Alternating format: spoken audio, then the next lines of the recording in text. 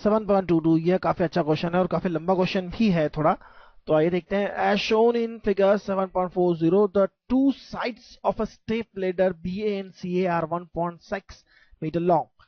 BA और CA 1.6 metre long है। Hinge at A a rope DE 0.5 metre is tied half way up। यह half way up है तो हम इतना कहेंगे यह 0.8 मीटर हो गया और यह भी 0.8 मीटर हो गया।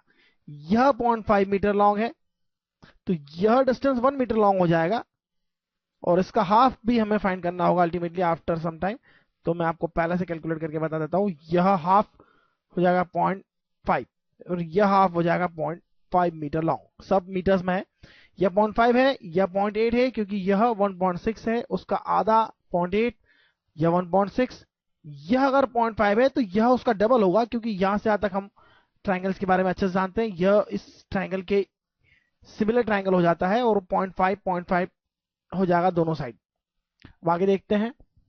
A weight 40 kg is suspended from a point F 1.2 meter from B along the ladder BA। यहां से यहां तक 1.2 मीटर है, यहां से यहां तक 1.2 मीटर है, यह ध्यान रखना है हमें। Assuming the flow to be frictionless and neglecting the weight of the ladder, find the tension in the rope and forces exerted by the floor on the ladder। सबसे पहले हमें यह समझना होगा अगर फ्रिक्शनलेस सरफेस है तो केवल वर्टिकल फोर्सेस होंगे और वर्टिकल फोर्सेस अज्यूम करते हैं हम यहां पर। यह सपोज नॉर्मल रिएक्शन NB है और यहां पर नॉर्मल रिएक्शन सपोज NC है। टेंशन रोप में T है, टेंशन रोप में T है।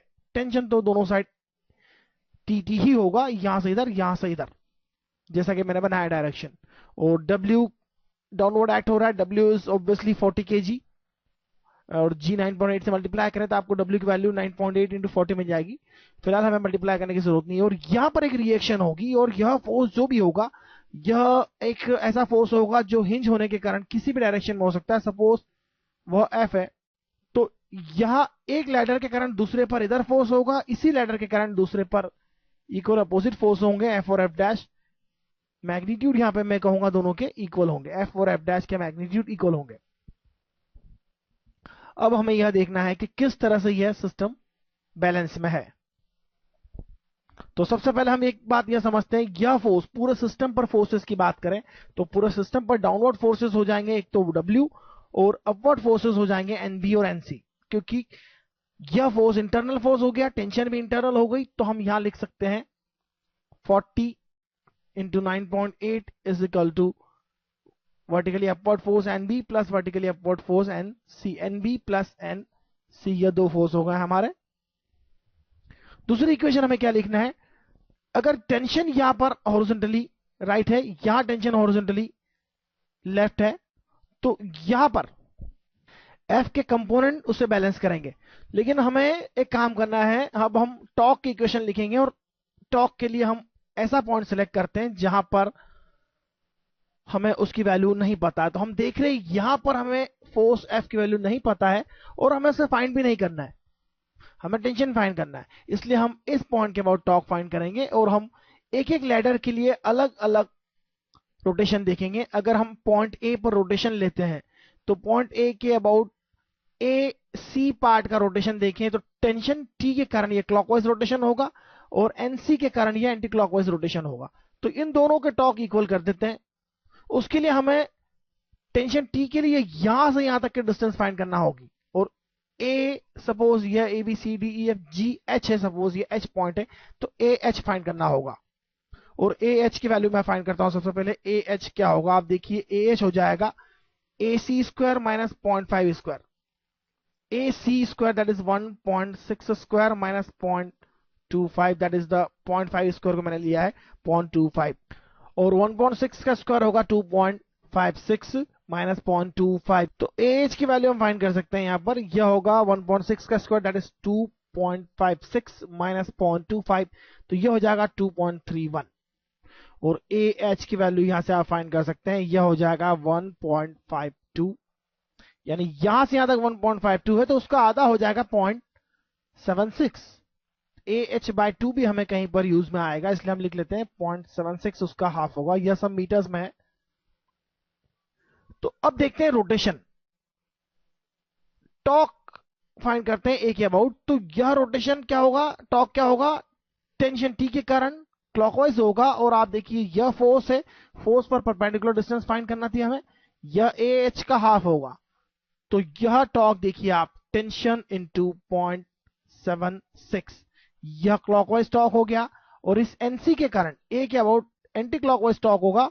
दोनों टॉर्क को हम न्यूमेरिकली इक्वेट कर देंगे, और यह क्लॉकवाइज टॉर्क है और यह एंटी क्लॉकवाइज टॉर्क है, दोनों को इक्वेट करेंगे क्योंकि यहां पर नेट टॉर्क 0 होगा, क्योंकि लेडर रोटेट नहीं हो रही है, इसलिए नेट टॉर्क ऑब्वियसली 0 होगा। इक्विलिब्रियम है, इसका मतलब नेट टॉर्क 0 है, नेट फोर्स भी 0 है।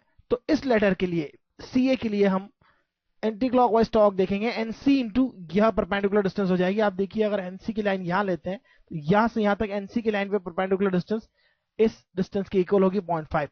तो NC इंटू 0.5 हो जाएगा। अब हम इस पॉइंट के अबाउट AB लैडर का टॉर्क देखते हैं। तो AB के अबाउट आप टॉर्क देखिए, NB इंटू 0.5 होगा, यह क्लॉकवाइज होगा।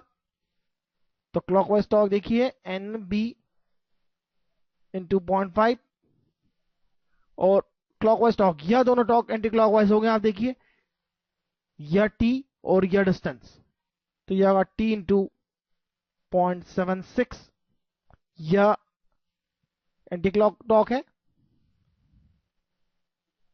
और यह टॉर्क 40 kg का टॉर्क भी एंटी क्लॉकवाइज होगा, और इसके लिए हमें यह डिस्टेंस फाइंड करना होगी, क्योंकि यह फोर्स है इस लाइन में, और परपेंडिकुलर डिस्टेंस यह होगी। फोर्स लाइन आप देख सकते हैं यह होगी, इसमें परपेंडिकुलर डिस्टेंस यहां देखिए यह होगी। यह 0.5 है, यह 0.125 होगा। कैसे होगा मैं आपको बताता हूं। यह 1.6 है, यह 1.2 है, यह 1.6 है, यह 0.4 हो गया। यह 1.6 है, यह 0.4 है, इसका 4 टाइम्स है, इसलिए इसका 4 टाइम्स यहां पर लेस होगा। 0.5 का 4 टाइम्स लेस हो जाएगा 0.125। तो यह हो जाएगा 40 इंटू 9.8 इंटू 0.125। अब हम इन इक्वेशंस को ऐड कर देते हैं। NB प्लस NC को ऐड करते हैं, तो NB प्लस NC क्या होगा, 0.5 टाइम्स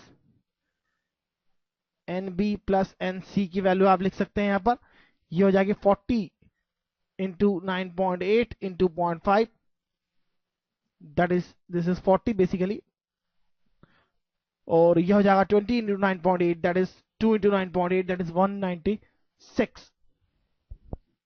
40 इंटू 0.5 को हमने 20 लिया है, 20 इंटू 9.8 को लिया है हमने 98 इंटू 2, दैट इज 196। और इसे और इसे आपने ऐड कर दिया है। लेफ्ट साइड पे क्या होगा, दूसरी साइड में होगा 2t into 0.76, that is t into 1.52, double हो जाएगा इसका, प्लस किया होगा दूसरी साइड में, और इसकी वैल्यू आप कैलकुलेट करिए।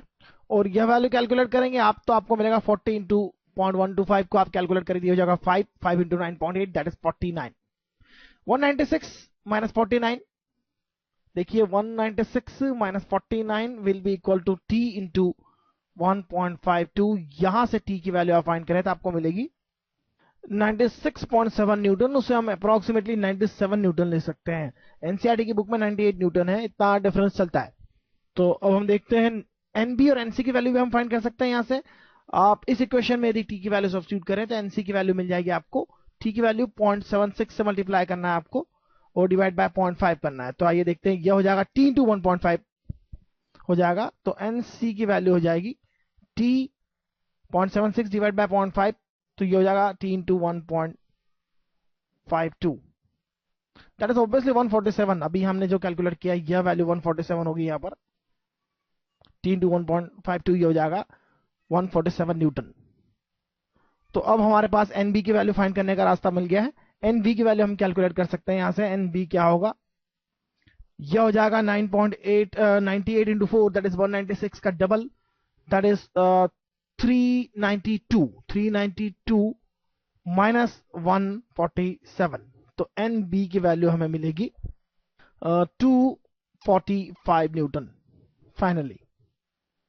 तो काफी कैलकुलेशंस है, लेकिन सिंपल कंसेप्ट है। इस पॉइंट के अबाउट हमने टॉर्क क्यों फाइंड किया, क्योंकि यहां पर जो फोर्स है उसकी वैल्यू और डायरेक्शन हमें नहीं पता है, तो इस पॉइंट के अबाउट हम टॉर्क कैलकुलेट कर सकते हैं। टॉर्क बेसिकली किसी भी पॉइंट के ऊपर कैलकुलेट कर सकते हैं, वह 0 होना चाहिए। किसी भी पॉइंट, लेडर के पॉइंट की बात नहीं कर रहा हूं, किसी भी पॉइंट, इस लेडर के पॉइंट के अलावा आप किसी भी point on the plane calculate करेंगे, लेडर पर लगने वाले फोर्सेस का टॉर्क 0 होना चाहिए। तो सबसे बेहतर पॉइंट होता है वह पॉइंट जहां पर कुछ ऐसे फोर्स हो जो अननोन हो, तो इस पॉइंट पर हम टॉर्क फाइंड करते हैं। दोनों पार्ट के लिए हमने सेपरेट टॉर्क फाइंड किया है, क्योंकि दोनों पार्ट का रोटेशन हमें सेपरेट कैलकुलेट करना है। तो काफी अच्छा तरीका है। इस क्वेश्चन को आप देखिए, यह काफी अच्छा क्वेश्चन है। मैं जहां तक समझता हूं, इस क्वेश्चन को करने के बाद आपको टॉर्क फाइंड करना और नेट फोर्सेस फाइंड करना और इससे अच्छी प्रॉब्लम्स सीख सकते हैं आप। तो काफी अच्छी प्रॉब्लम है। आइए आगे देखते हैं हम।